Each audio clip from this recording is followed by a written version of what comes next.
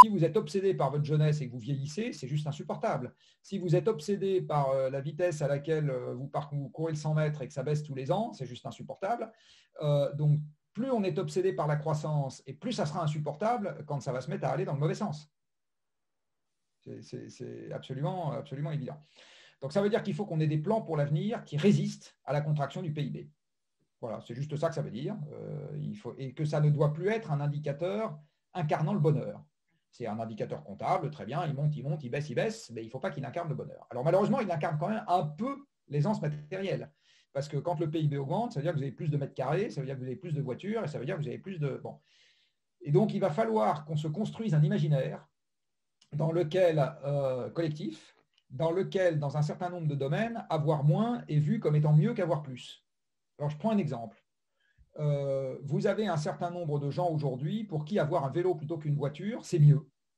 C'est mieux parce qu'ils disent, ben voilà, je fais un peu d'exercice le matin avant d'aller au boulot, j'arrive, je suis plus détendu, je n'ai pas le stress d'avoir à garer ma bagnole, ça me coûte moins cher.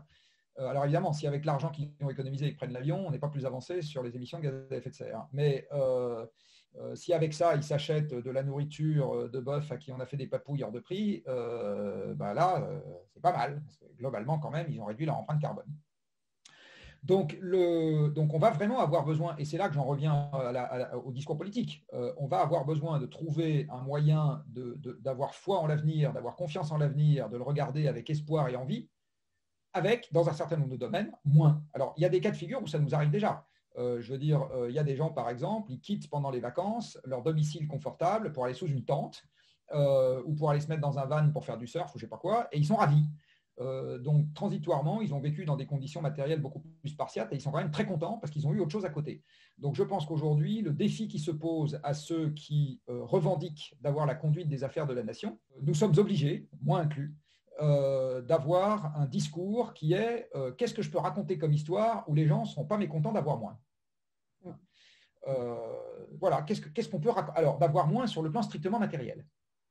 Aujourd'hui, vous avez par exemple un certain nombre de gens qui ont tellement envie de sortir des villes, qui sont prêts à avoir, parce qu'ils étouffent, et en fait, on peut expliquer aussi pourquoi neurologiquement, on n'aime pas être en ville. Bon. Ils ont tellement envie qu'ils sont prêts à baisser leurs revenus pour sortir de la ville. Il y a des gens qui sont prêts à faire ça. Ben, voilà des gens qui se sont construits tout seuls un imaginaire dans lequel ils se sentent mieux dans un monde dans lequel ils vont moins acheter de trucs. Mais ça leur ira bien quand même parce qu'ils auront à côté de ça gagné l'air pur, l'espace, le fait de faire une autre activité qu'ils préfèrent, je ne sais pas quoi, cultiver de la vigne, ils trouvent ça plus agréable que ce qu'ils faisaient avant, d'être comptable. Donc, il y a déjà des gens qui se mettent dans cette logique. Et je pense que c'est ça, en fait, le défi qui nous attend. C'est comment est-ce que je suis capable de raconter une histoire dans laquelle je sais gérer, parce que ce n'est pas ça notre premier problème, le fait que sur un plan strictement monétaire, les revenus se contractent. Voilà, c'est ça le défi. Alors, il n'est pas mince comme défi, j'en conviens bien. La meilleure manière de ne pas le résoudre, c'est de ne pas s'y attaquer. Donc, ce qu'on est en train de faire en ce moment, c'est très exactement perdre notre temps.